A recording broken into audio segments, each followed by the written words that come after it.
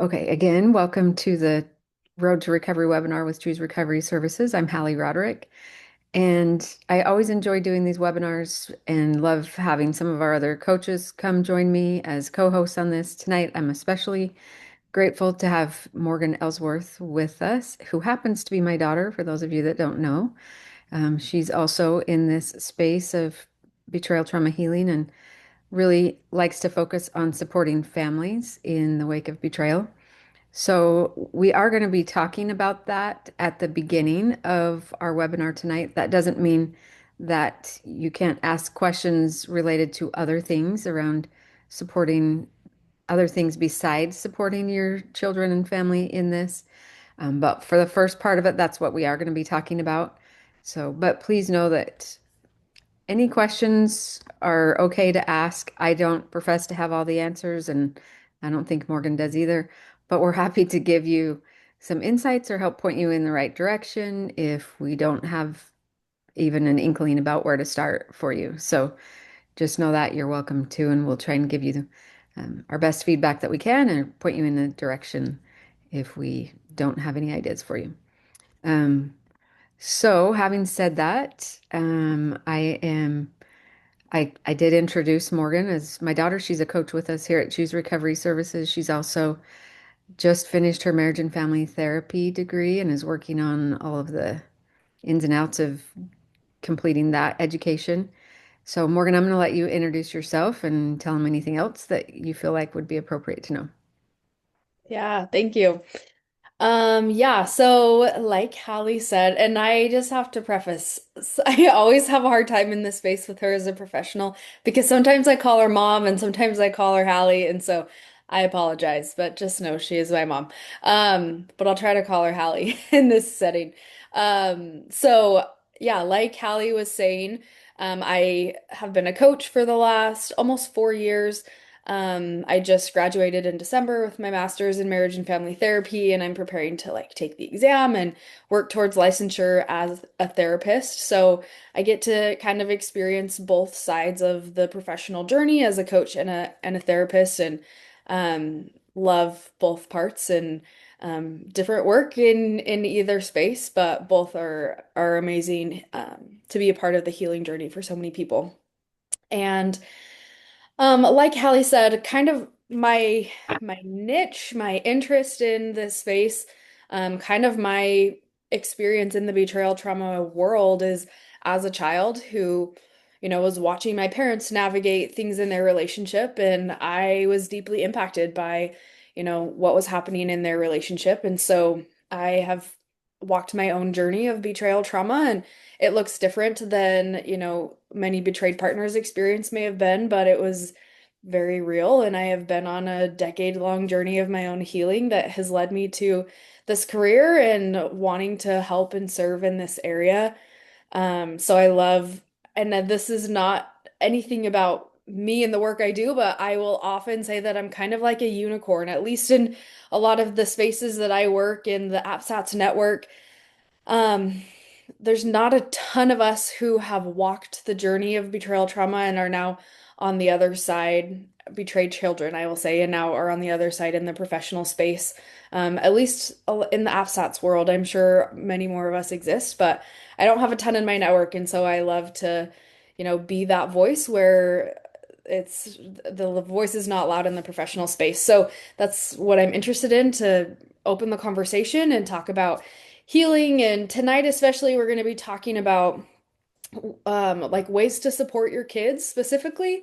We're kind of brainstorming before. I think we're going to focus a little bit on disclosure type conversations and kind of how to support your kids as they are learning about, the betrayal in the family, and as they're kind of navigating that, we can give you some, some information and some kind of general, I'll say the word general because everybody's situation is different, but gonna kind of give you some general, framework and ideas and just like things to think about when you're having these conversations. And then, like Hallie said, we don't, I'm gonna be honest, we don't have a ton of content. We have a few minutes because we want this to be interactive and we want it to go where you guys need it to go. And so as you have questions, whether it's around this topic or if it's around, anything else related to betrayal trauma recovery, we're excited to just be here and share this space with you all tonight. So thanks again for joining and thanks for having me. I'm so excited.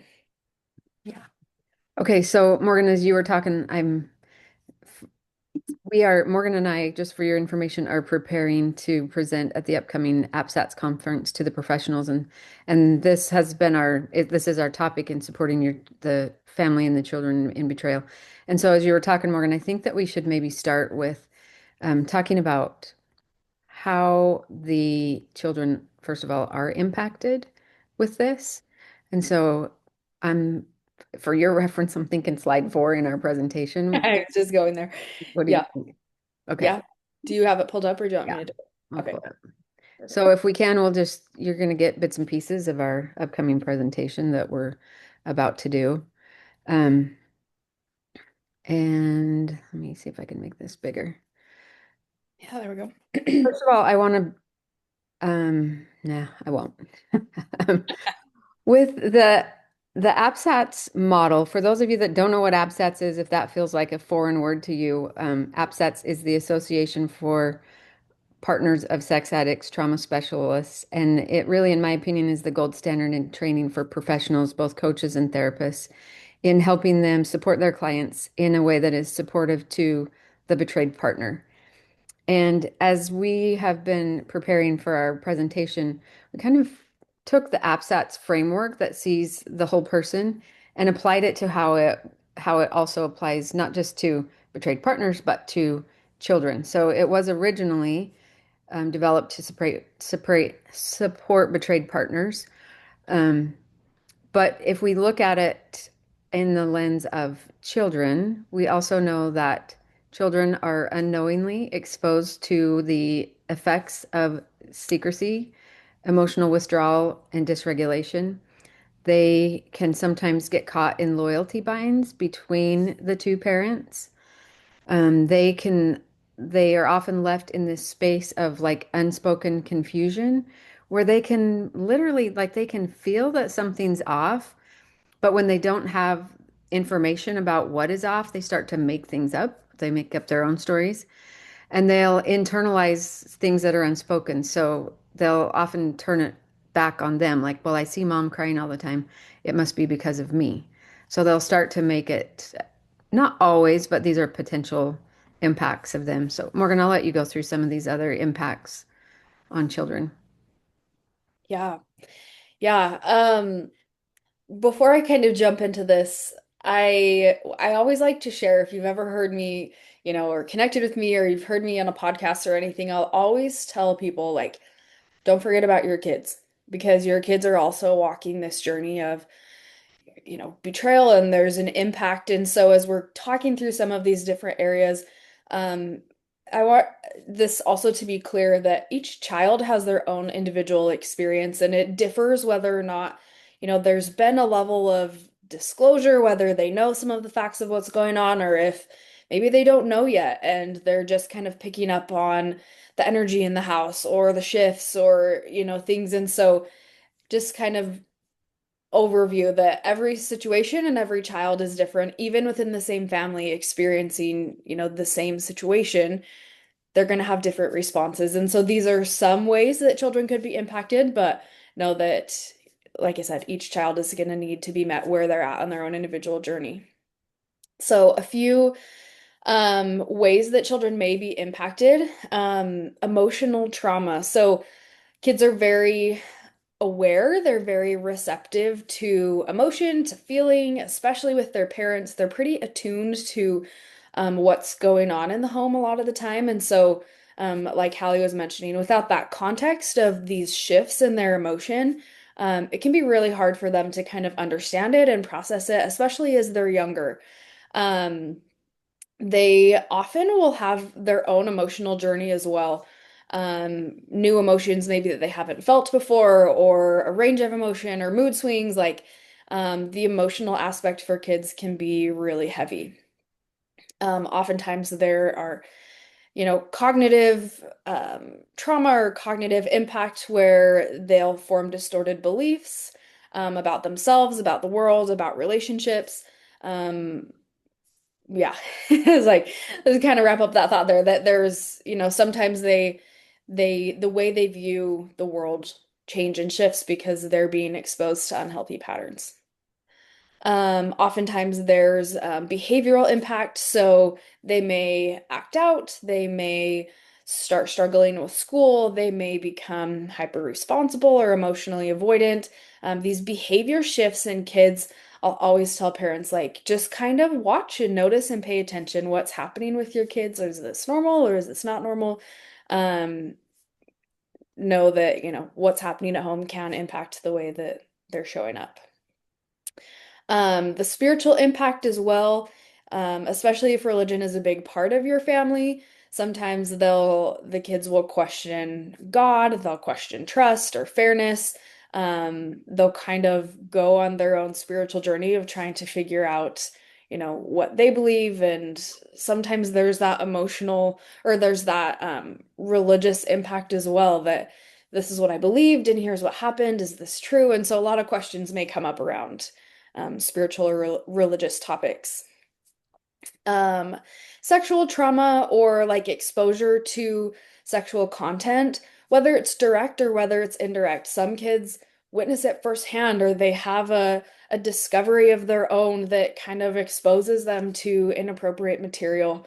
Sometimes it's kind of secondhand or indirect. So, for example, exposure to, let's say, infidelity in a relationship confuses their understanding of boundaries, intimacy, safety. It can really make it difficult for them to navigate, their own sexuality and sexual safety and things as they're growing up.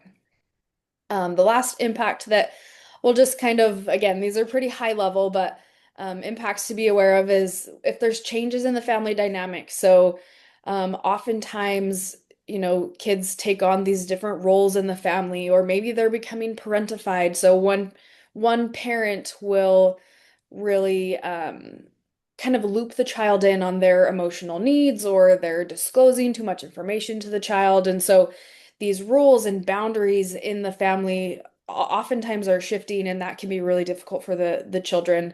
Also, if there's like a separation or a divorce or things like that, where there are really dramatic shifts in dynamics, can have a big impact on the kids. So, six really, again, broad examples of how kids can be impacted. But I share all of this just to kind of, you know, open the door to that conversation that oftentimes kids are impacted. And I know every parent is probably observing it and noticing it and is aware. And sometimes it's hard to know what to do to help or support or kind of meet the kids where they're at. So, Hallie, any thoughts, anything you would add? I feel like you have something I can tell Well, from I, your I face. was making a couple of notes while you were there and while you were talking about that. And one of them is that our intent with sharing this information is not to shame either parent around this. This is really just to encourage you to open the conversation with each other. And if you are, we also know that sometimes there's one spouse that's more willing to talk openly or talk with the children at all. And so we want to just acknowledge that we know that. And so there may be some of you on here tonight that are here without your spouse and they're not wanting to talk to the children. And so this is, again, we're not here to tell you that we have all the answers and that this is what we think you should do. And also, the reason why we are passionate about this is because we're learning about all the things I didn't do that I wished I would have done differently when I was in the thick of everything. And so Morgan and I have been able to have so many open conversations as she's an adult, but she was a teenager at the time. And so I've learned so much from just listening to her experience. And I think she's learned a lot about listening to my experience and her dad's experience. And so we don't want you to think that we think we have it all figured out for everybody. We're just wanting to open the conversation up and encourage you to open up the conversation with each other and kind of if you're doing this, navigating this by yourself, just to try and figure out, should I share anything? And if I do, what should it be? And how can I navigate that? And so there's no cookie cutter answer with all of this. And so really back to what I always tell all of my betrayed partners is, and even all of you, whether you're the one that's caused the harm or you're the betrayed partner, what is your instinct telling you? What does your gut say? And you are the exact parent for your children. And so you always, get to have the final say in it. But we really want to share information to open up the conversation and encourage you to do the same so that we can move everybody into the healing space. And that hopefully, which was is what our goal is to break out of really generational cycles that have been a pattern, whether those be unhealthy communication patterns or whether that be, you know, traumatic impacts from different life events in our previous lives, that we can break that pattern, that we can be the start of at least breaking that pattern and encourage our children to continue that healing journey as well, so that hopefully down the road our grandkids and great grandkids don't have to be dealing with some of the same dysfunction that we often brought into our relationships and ever, I mean, even before we were ever together with your spouse. So just wanted to say that that's what was coming up for me as you were talking, Morgan, is like, oh, I don't want everybody to think that we think we have it all figured out. We just want to start the conversation. Yeah, absolutely. And one, just kind of piggybacking off of that, if you want to pull up the other slide we talked about, um, sorry, my earring just fell out. I come into this space and I always want like each parent that I work with to know like the compassion that I have for you wherever you're at in this space, whichever side you're falling on, if you're the betrayed partner or you're the betraying partner, um, how much respect and compassion I have for any parent who chooses to show up in the room with me or in a conversation or in a session with me. I hope you never feel like shame about any of your choices or your parenting. Like I think that's part of our journey too, is I've come to have so much respect for my parents and what they did. And were they perfect? No, but we're figuring it out and we're doing the work to, like you said, change generations of healing. And so a lot of times, when I work with men specifically, I've heard it a lot coming up in like I've joined a men's group or I've subbed or something. And someone will pipe up and say, well, that's me. Like I'm a betrayed child. Like I experienced this with my parents and now here I am. And I've done this in my family and now my kids are experiencing it. And every time I'm like, first of all, you deserve to heal from that pain as well. And what an opportunity, like what a space you are in to change that cycle. I'm like, if I could ask your parents and their parents, how far back, how many generations are you carrying? And now you have this opportunity to heal it and change it with your kids. And so it's a really powerful space to be in, and I respect and honor anyone who shows up in this space. It's very courageous to be here. And also just on that note, that it's never too late to start the healing with your children, even if they're adults, because unfortunately most of ours were adults before we were through the before we started getting any type of support around supporting the kids or even knowing that I needed to support the kids. So is this the one you were talking about, Morgan? This one? Yeah, that's what I was thinking of. Okay. But So, yeah, I was just thinking, this may feel kind of like random to shift gears here, but a lot of times in the work that we do, we'll get parents asking us, like, how do I talk to my kids? Or how do I share this information? Or is it even right for me to tell our kids, like, this feels very vulnerable. This feels very like, I don't want to traumatize my kids. I want to I'm going to use the air quote, protect my kids from this information. And so we want to kind of open the door to that conversation. And this is where I'll invite you to write down questions that you have. We usually get a lot of questions. And um, again, everybody's situation is going to be different, but we want to kind of talk about a few overarching things that we have found and we have learned through our professional journeys and our individual journeys that may help you as you're asking yourself and kind of navigating some of this, like, how do we talk to our kids about what's happening in our relationship? Knowing that, if they don't know anything, I'm gonna challenge that, especially if they're teenagers. Maybe they don't have truth or information about specific behaviors, but do they know that something's off? Absolutely. Can they feel the shifts? Can they carry the like generational trauma, even if they don't have the words for it?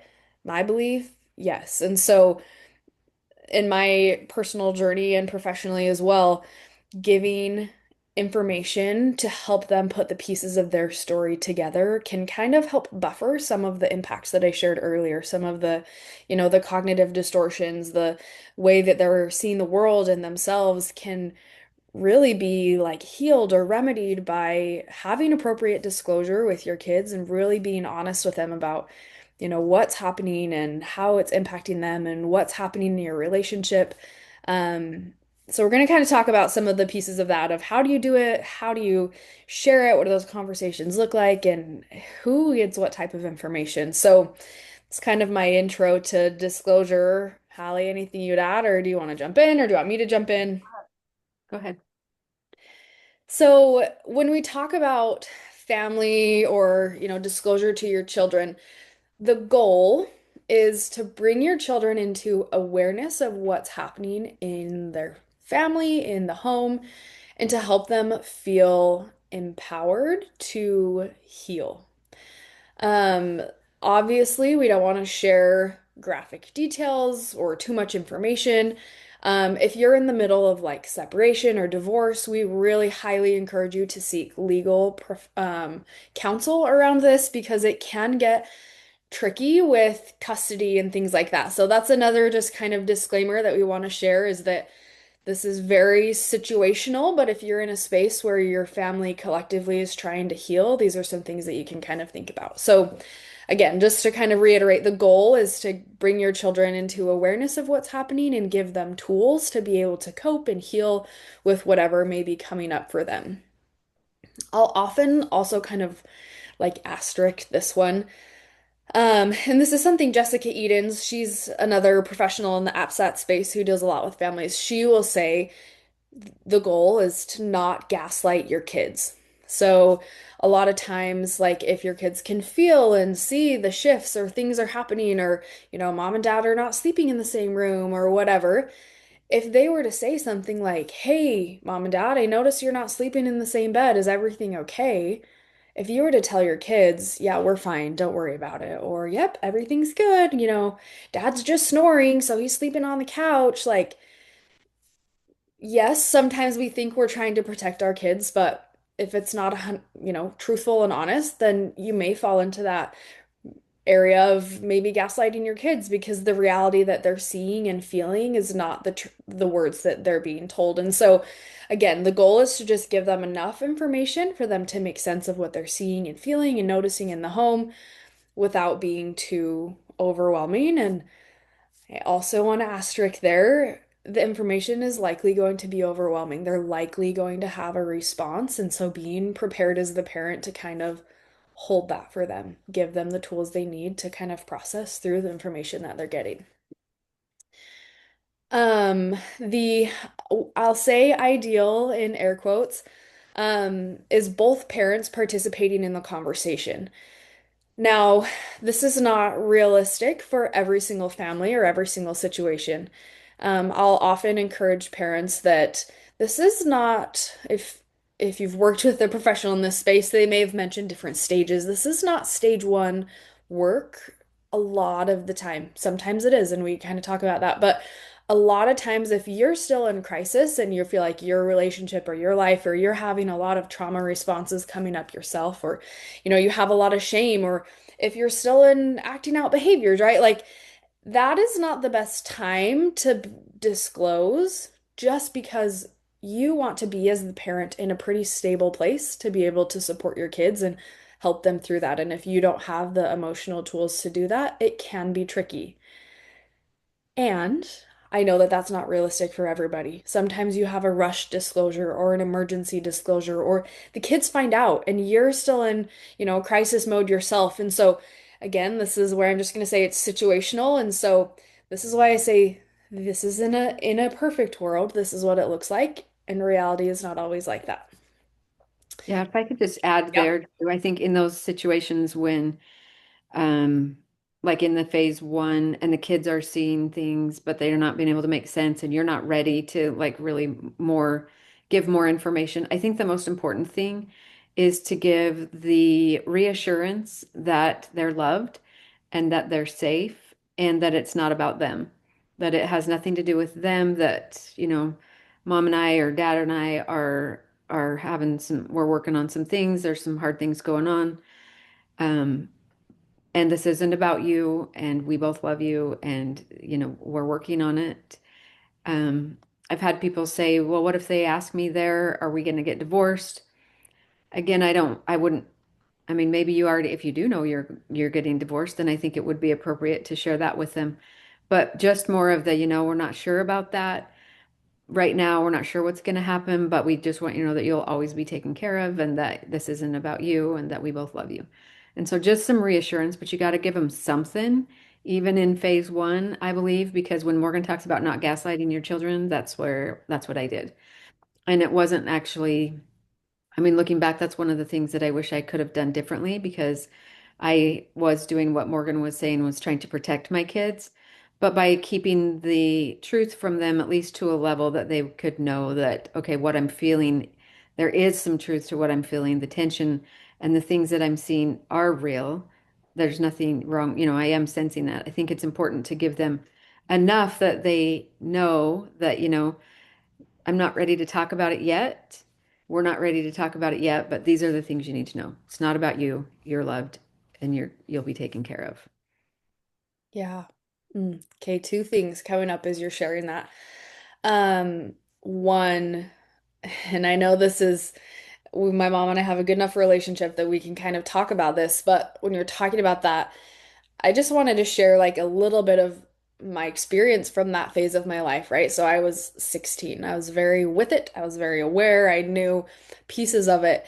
And I remember when there was moments of, validation or giving me pieces or truth or whatever, for me that was like, oh, I could breathe. Like, okay, we're gonna make it. We're gonna be okay. It was kind of like just again, just reassurance, validating what I'm feeling and experiencing. And I remember periods of time where I wasn't getting a lot from my mom and dad, right? And I know things were changing and the situation was escalating, all the things, and there wasn't much disclosure or truth telling.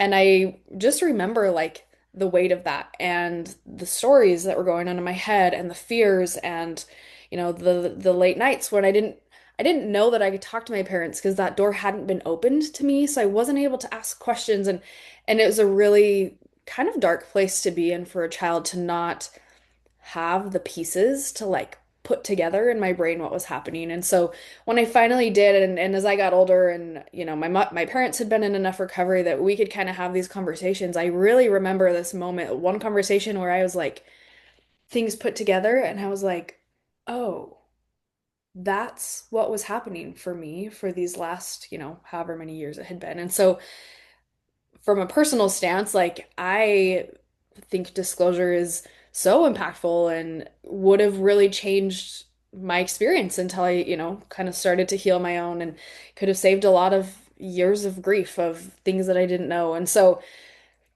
again, from a personal stance, I think disclosure is important, whether or not it's again, and I want this kind of next piece. When we say the word disclosure, if you've been through like a formal disclosure with your partner, not the same type of disclosure, right? It's not the same level of detail. It's not this one big conversation or this one big event that you prepare for months. What you're doing really is disclosing truth to them in a way that they can handle it. And these are conversations that happen over and over and over and over and over again. You're creating this culture of, um, yeah, there you go. You're creating this culture of being able to be open and honest with your kids. So it's not just about giving them the information, it's about changing the culture, changing the relationship to be an open one where your kids can come if they need help and be able to express what they're feeling and get the tools and the support that they need to really heal along this journey. So this is another plug. Hallie, I want to check in. I was like, I could keep going forever, but I I know. always like to check Good in. luck. Anything you would add? Um, yeah. Any No, other thoughts? I think you're good. And I think I don't really have anything else to add other than maybe we should go back to this slide real quick and Yeah. talk about the things for the different ages. Hmm. Like for young children, ages 3 to 7, really they need the basic like, mommy and daddy are working on some things and you're okay and we love you. Okay, very basic. If they're school age, they're gonna naturally have more questions. And so normalizing what they're experiencing and maybe getting curious about what their experience is. I think curiosity should be something on the front of your mind is curiosity about what they're feeling and what their experience is, and even teaching them some language for their feelings and their emotions. So, can you create an opportunity to do an emotional check-in and ask them what questions they have, and if they have questions about like, are you guys gonna stay married, or what's gonna happen with me, or if you might even be separated, and so there's a lot of questions that come with that. And then say, get curious with them. How does that make you feel? And I'm a big fan. I think we all should have an emotion wheel hanging on our fridge or sitting at our kitchen table so that anytime we can teach our kids the language of how to be aware of what's happening inside of them, and then validating that without trying to fix it or tell them they shouldn't be feeling that, but really just being curious about what their experience is and normalize those feelings for them. And then as they get older, teens and even into adulthood, like Morgan said, she was 16 and she had the capacity for honest conversations. It was more we didn't have the capacity when she's like, I didn't know I could talk to my parents, probably because she couldn't. Like if she would have come to us, I would have probably shut her down at that point because I didn't have the information and knowledge. And honestly, I was still figuring out myself what I was feeling and what I was experiencing. And so that's another important thing is like if you don't have the capacity to be there to support your children, can you acknowledge that and recognize that and then get them some support? Get them to somebody where they can talk about what they're experiencing and what they're feeling. Especially these teenagers. These are such tricky years anyway. But get them, offer them some support. So they may want it, they may not, but at least giving them the opportunity. And then I've seen some of the couples that I've worked with or clients that I've worked with who do a really good job of saying, "Hey, I have a meeting with my coach tonight," or I have a dad and I have a therapy session, and normalizing getting support as being okay. Because for a lot of us, I don't know, this probably could be the lens I see the world through, but when I was growing up, therapy and coaching wasn't really supported. It wasn't really a thing. There was like something wrong with you if you needed professional help. And so normalizing that for your kids and letting them know that, hey, I want to be here to support you and I might not be the right person for you. I want you to be able to talk to somebody. Because quite honestly, they may need to talk to somebody about their relationship with you. And if you can get them a trusted professional that they have a safe place to talk through things and to, just share their experience with, I think that is important. It's probably the biggest thing I wish I would have done if I could go back is get my kids their own professional support. And so think about that with especially these older teenagers and even young adults who are navigating, starting into their own world of dating and relationships and things like that. So I think we have a great opportunity to really impact the way they show up in relationships if we can provide support for them in this phase. So I don't know, what else would you add there, Morgan? Just a thought that was coming up around professional support. Um, I want to just kind of plug the AppSats community. We have, so, I mean, everyone at Choose, we're all AppSats trained, but I have worked with kids in different stages where, and even myself, like my own experience in therapy, this is kind of like a specialized, it's not kind of, it is, it's a very specialized need that your family and your kids have from their therapeutic support person or their coach. And so being aware to choose like the appropriate person who can validate what the child is going through. Okay, and I'm a therapist. I'm in the therapy world, and so I have a ton of respect for the people in the therapy world. And I understand the importance of having somebody who understands the ins and outs of betrayal trauma. From this AppSats lens, I've had a lot of conversations where we're talking about betrayal trauma, and I'm like, wait a second, like we have completely different views or experiences. And so the right coach or therapist or support person really is truly important. And I am I am pretty picky with who I refer to because I want them to really be able to get the support that is going to be helpful and validating for their own experience. Part of the APSATS model is we talk about institutional trauma and how sometimes the wrong support can cause more damage because it's not validating to the traumatic piece, or it's not validating, whatever, or it's missing, elements that really need to be looked at and addressed. And so really doing the work to find the right person for your child or for your family. And if, you need referrals or you need people in your area, reach out to one of us, or you can go to the APSATS website and look who's in your area. Not all APSATS professionals work specifically with kids, but there are a handful of them out there who are willing to do this work. Um, One just last piece on that, and then maybe I don't know how long we want to have for questions, but I was working with a new client recently, and in our first session, they're kind of talking about their experience, and I'm able to just do little bits of psycho ed and just like, oh, this is what it's like for you, right? This is what you're feeling. And we talk about betrayal's impact on the brain and how you're constantly scanning for danger, and how your ability to trust is, and I'm just kind of validating what they're sharing, and just like this wave of relief. Yes, you get it. You understand it. And I have this kind of unique ability to I've been there. Like, literally what you're going through is I've been there. I get it. And so, again, just to like drive the nail home with this, if you haven't already gotten it, um, and I'm not saying that I'm the right person, but find somebody who can meet your kids where they're at, and not overlook important details of the trauma, because a lot of times this is a traumatic experience for your kids, and sometimes they need more than talk therapy. Maybe they need something. There's a lot of trauma modalities out there, EMDR and brain spotting and ART and many others. So professional support, I'm all about it. I love it. So Yeah. One more thing before if you have questions, feel free to put them in the chat. We want to get to questions. We could, as you can tell, probably talk all night about we this. But we can.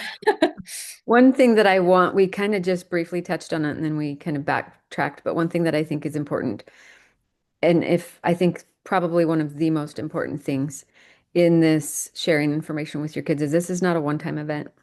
This, like really relational repair with your children is not a single conversation.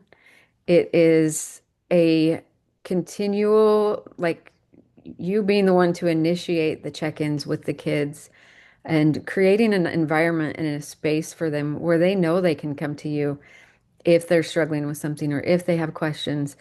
And then also modeling, which I'm not saying that this is easy because I've lived it and I know it isn't, but modeling healthy conflict and repair is really important. When they see that you and your spouse, if it's even possible, if you're both doing work, but even not with your spouse, but conflict repair with your children. I know that's one thing Morgan and I, because we are so open with each other and we are both really vocal and we have our own ideas and thoughts. We've had to learn how to repair after conflict. And I hope, Morgan, that you don't feel afraid to come to me with if you have an opposing view or something. I may not get it right every time right at the beginning, but with consistency over time, we can always come back to repair. I hope that's my goal. But I think that that's one of the things I want to just drive home is that this isn't a one-time thing. This is something, if you think about it, we're not running a mile, we're running a marathon. And this is something that we're going to need to revisit over and over again. So I know that the layers of work that need to be done individually to be able to be in a space for you to be willing to be in that place, there's a lot, which is why we talk about the different phases of healing and like really the relational pair with your children is going to come in the later phases of healing as well. So I don't know, what else would you add to that, Morgan? Yeah. Um, I just think about it even from an attachment lens. Like, if you're in the recovery work, you may have heard it described, if you're a betrayed partner, especially, this is an attachment wound, right? That person who was safe and was your secure base and was there for you to comfort you and provide support and stability suddenly is not that anymore. And the kids a lot of times feel that shift as well of like, oh, that person doesn't feel safe anymore. And maybe it's both parents, right? Sometimes the betrayed partner in crisis feels unsafe to the child as well. And so there's a lot of attachment injuries that can happen for the kids. And one of the ways to kind of help repair and secure the attachment, if you will, is um, I like to say it's consistency over time. So it's not just, oh, hey, I'm sorry, let's fix that attachment really quick. No, they have to be able to witness and feel and experience the safety from you continually over time. This is where if you are in a relationship and you're doing relational repair work with your spouse, I'm like, and do it with your kids. Like that's the very similar type of work that you're going to be having with your kids. It's going to be a lot of, vulnerability and working through the shame and being open and allowing your kids to give back to you, allowing them to share how they're feeling. I know a lot of times it's like, well, you're the child and I'm the parent, and there's kind of this like power differential that makes it hard or scary for the kids to share. And so, kind of shifting that as a parent to be more open to allowing your kids to share with you, right? I maybe this will be kind of my last piece as one of the things is you're navigating these conversations and if we're working together one on one, before I ever tell you, like, yeah, you should go disclose this to your kids, I will always kind of take a step back and question, like, why? What would the purpose of this be? How would this help you? How would this information impact you? And sometimes it's asking those questions to the kids, and sometimes it's just like, tell me where that question came from. Were you feeling something, or did you see something? Did you hear something that, was making you wonder about that? And really allowing the kids to be open and share with you. Sometimes I'll tell the parents, like, I want you to like be their th not be their therapist or their coach, but you know how if you're in a therapy session and they're constantly asking you a bunch of questions and the conversation is always about you? Similar energy with the kids, like ask them questions, get them open, get them talking. That is how you're going to start to consistently show up over time and help them to feel safe with you if they can feel that you're interested in what they have to say and what they're feeling and what their experience is. So, this is a ton of information. Again, we're very passionate about this and we can talk about it all night long. Um, but I'd love to hear if there are questions. There's one in the chat we can look at, or if anybody wants to unmute. Um, we have a few minutes. We're happy to go where we need to. Morgan, have you had a chance to read the one in the chat? Let me Um, I let read it briefly while we're chatting. Are let you me happy read to it chat? and then Okay. let's I don't know if I have the right answer for this one, so I'm curious what you would say. But what if betrayal happened before we had a child? We chose to stay together. Our son is very young now, but I do think of the future, of course.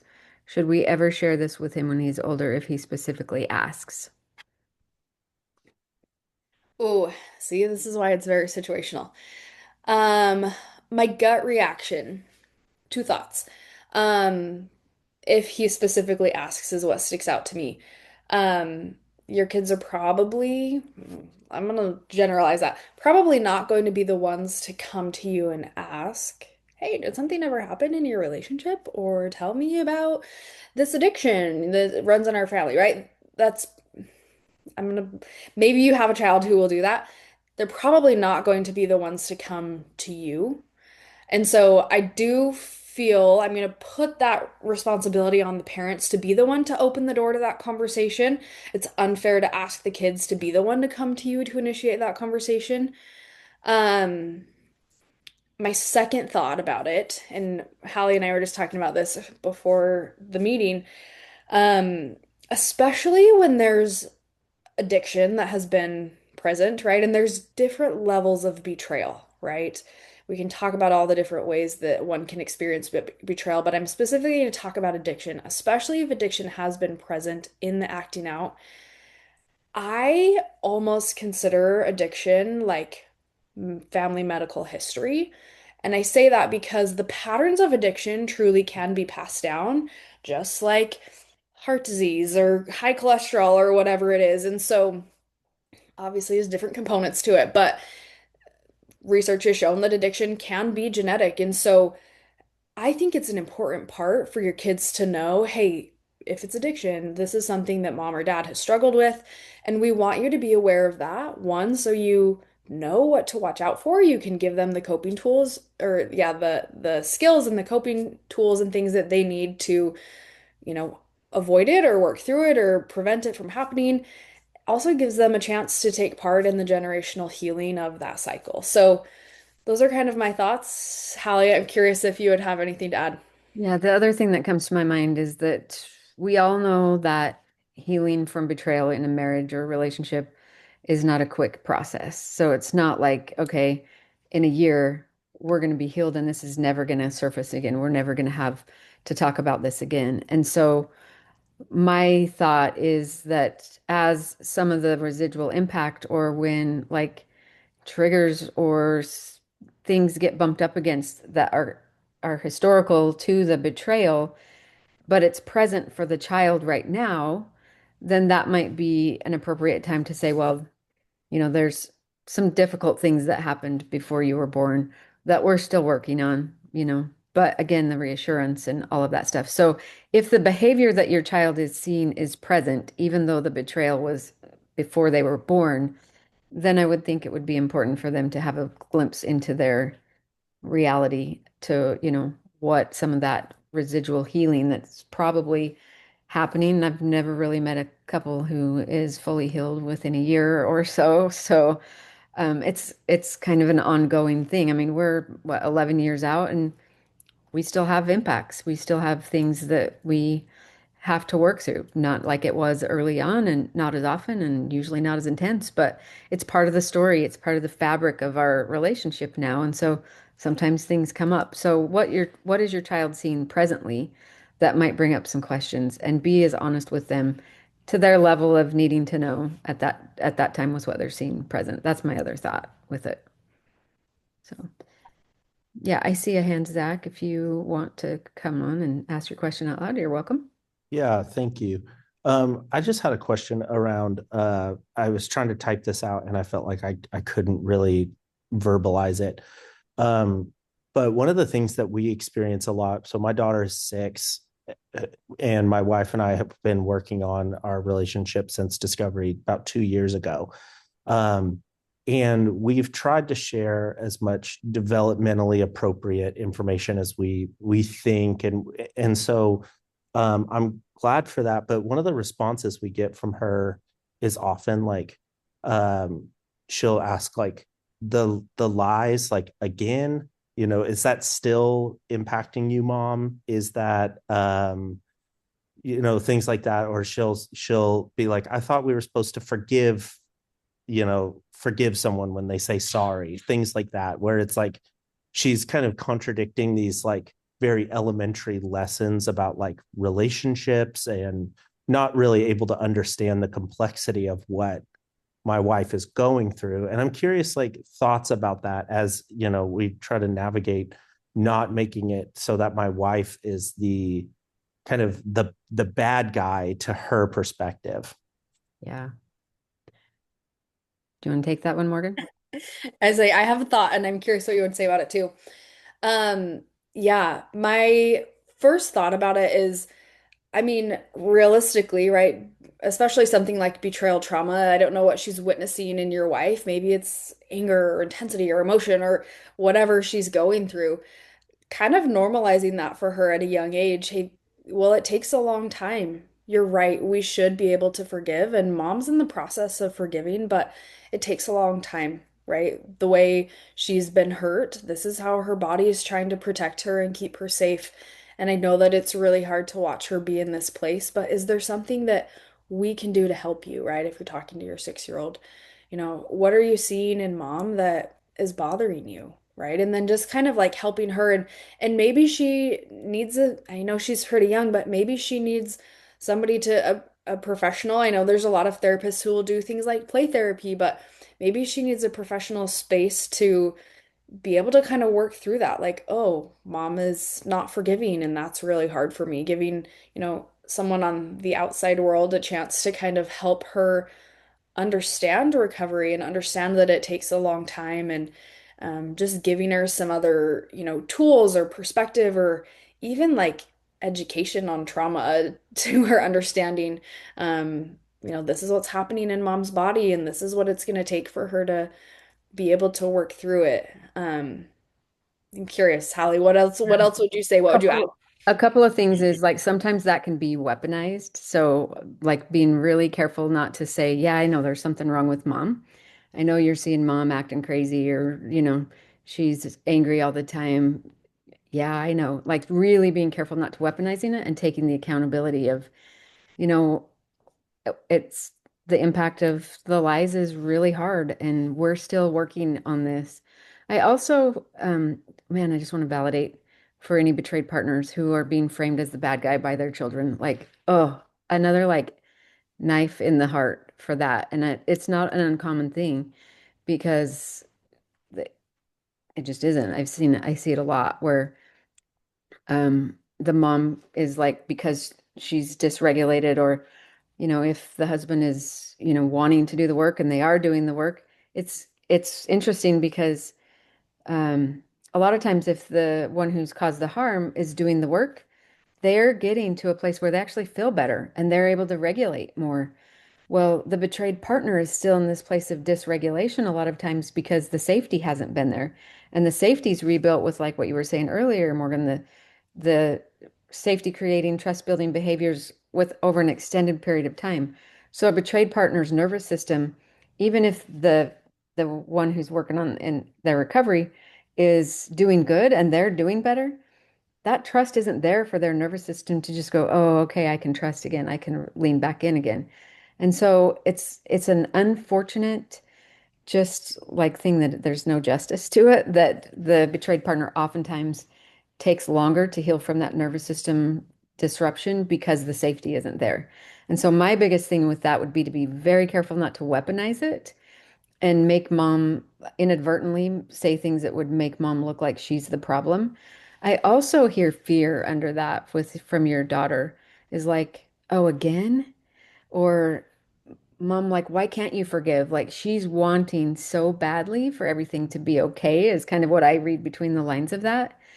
And so more reassurance for her and more just curiosity about is she scared about something like what's underneath it and really giving her some language.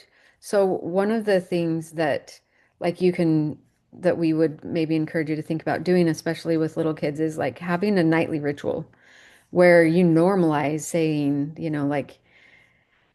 uh, like, how was your day today? I would say name a couple emotions that you felt, right? With my 3-year-old, we say, what was the best part of your day and what was the worst part of your day or your least favorite part? That's how we word it.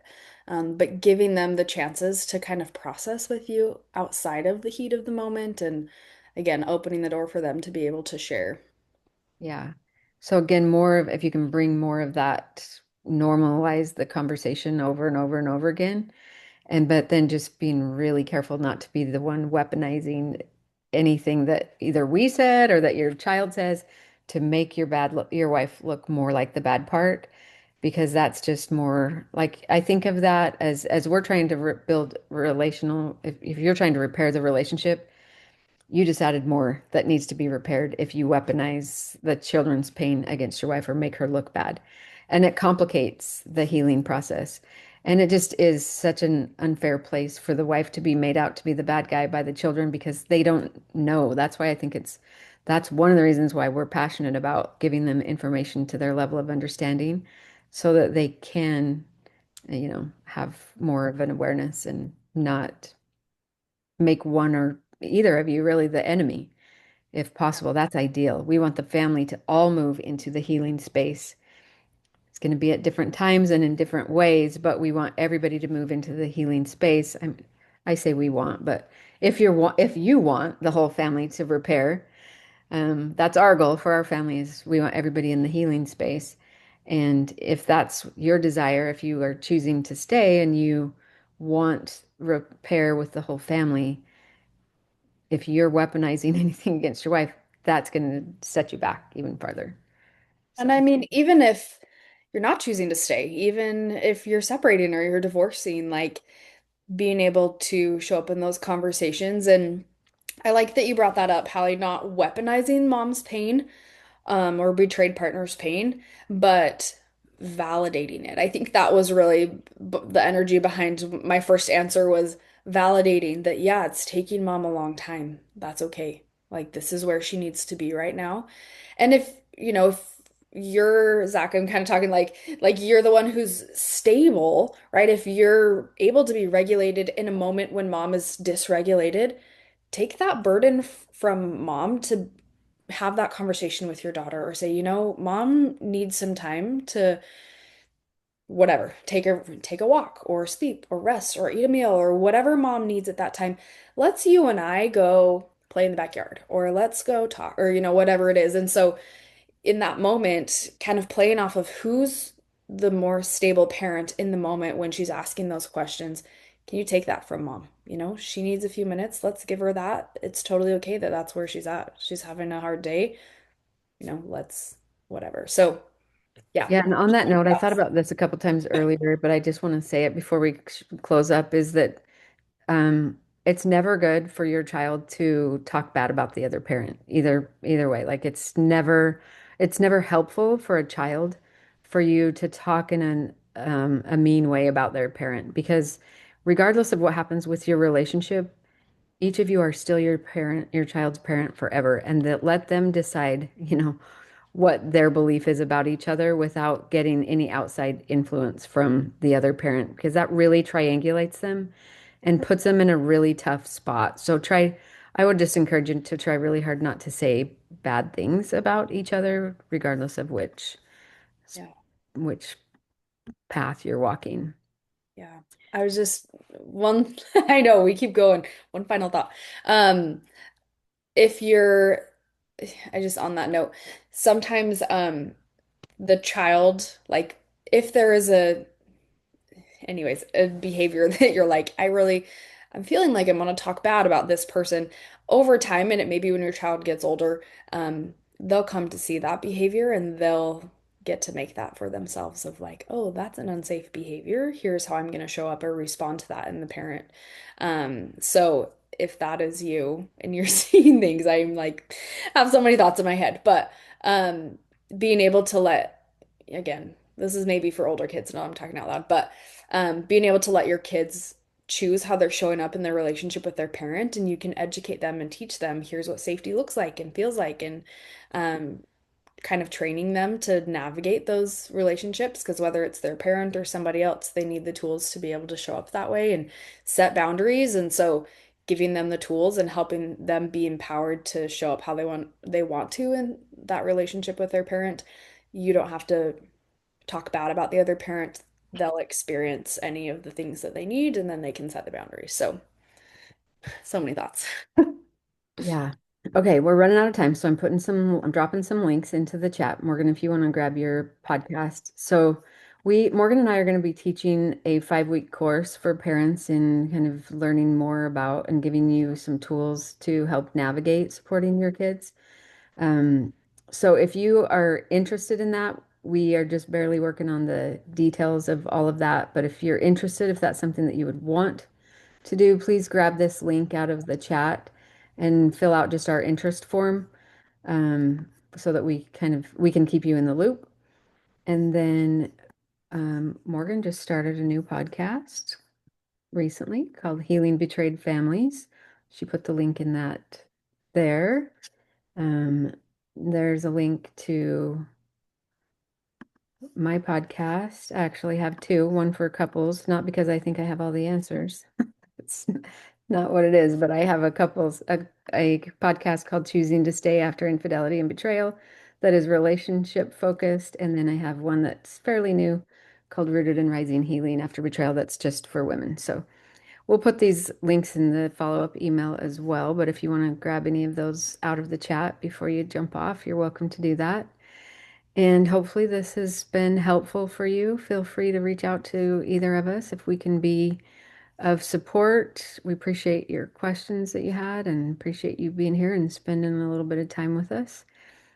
And hopefully our paths can cross again sometime soon in a group or a intensive or a retreat or a session or whatever you need. So we appreciate you being here. And next month, just so you know, if you're a regular attendee of our webinar, it's going to be on the third week of February, so the 15th instead of the second week.